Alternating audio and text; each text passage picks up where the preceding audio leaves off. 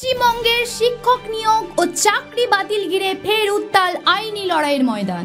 একদিকে এসএসসি 2016-র ভিত্তিতে নতুন নিয়োগ বিজ্ঞপ্তিকে চ্যালেঞ্জ করে কলকাতা হাইকোর্টে মামলা, অন্যদিকে গ্রুপ সি ও গ্রুপ ডি চাকরিহারা শিক্ষাকর্মীদের জন্য ঘোষিত মাসিক ভাতার সিদ্ধান্ত নিয়েও উঠেছে প্রশ্ন। সেই দুই গুরুত্বপূর্ণ মামলা শুনানি ঘিরেই নজর এখন আদালতের দিকে। প্রথমে এসএসসি 2025-এর নতুন নিয়োগ বিজ্ঞপ্তি। সুপ্রিম কোর্টের নির্দেশে 26,000 চাকরি বাতিল হওয়ার পর শিক্ষা দপ্তর নতুন করে নিয়োগের বিজ্ঞপ্তি দেয়, কিন্তু মামলাকারীদের দাবি এই বিজ্ঞপ্তি সুপ্রিম কোর্টের নির্দেশের পরিপন্থী।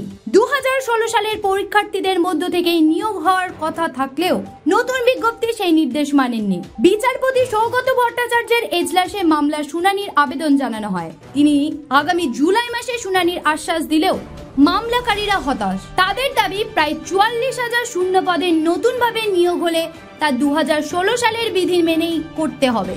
বয়স ছাড়, নম্বর বিভাজন সবকিছুতেই আইন মেনে চলা জরুরি।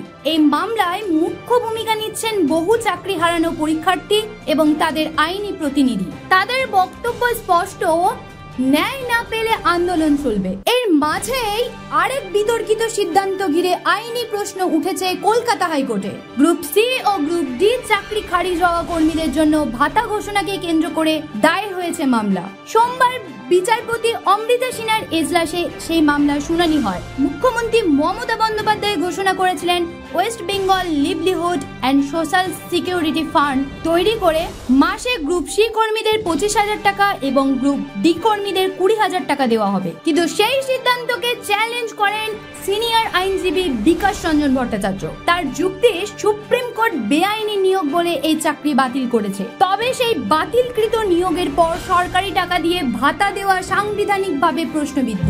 সুপ্রিম কোর্টের নির্দেশকে উপেক্ষা করে এমন পদক্ষেপ চলতে পারে না। শুনানিতে বিচারপতি অমৃতা সিনহা জানতে চান, এত দ্রুত এই টাকা কিভাবে দেওয়া শুরু হলো? আবেদন পদ্ধতি বা যাচাই ছাড়া কিভাবে এত তাড়াতাড়ি অর্থ ছাড়? এই প্রশ্নে রাজ্যের অ্যাডভোকেট জেনারেল কিশোর দত্ত জানান, গত 1 এপ্রিল থেকে টাকা দেওয়া শুরু হয়েছে এবং তারা নির্দেশনা অনুযায়ী কাজ করছেন। দুই মামলায় এখন বিচারাধীন। নতুন নিয়োগ হবে কিনা, চাকরি হারানো কর্মীরা আদেও ভাতা পাবেন কিনা, এই সব প্রশ্নের জবাব নির্ভর করছে আদালতের রায়ের উপর। আপাতত রায়দান স্থগিত, তবে স্পষ্ট এই আইনি টানাপোড়েন শুধু নিয়োগের প্রশ্ন নয়, বরং হাজার হাজার পরিবারের ভবিষ্যৎ জীবনের প্রশ্ন। হাইকোর্ট কি সিদ্ধান্ত নেয় তা জানতে এখন চাতক পাখির মতো অপেক্ষায় গোটা রাজ্য। এই জট খুলবে কবে, তার দিকে তাকিয়ে চাকরি প্রার্থীরা। আর আপামোর বাংলা। জ্যোতি সরকার রিপোর্ট, হেডলাইন্স, কলকাতা। আনন্দ আর ভালোবাসার দীপ্তিতে গড়া সমুজ্জ্বল পরমা, ঠিক তোমারই মতো। শ্যাম সুন্দর কোম্পানি জুয়েলার্স, আগরতলা, উদয়পুর, ধর্মনগর, কলকাতা।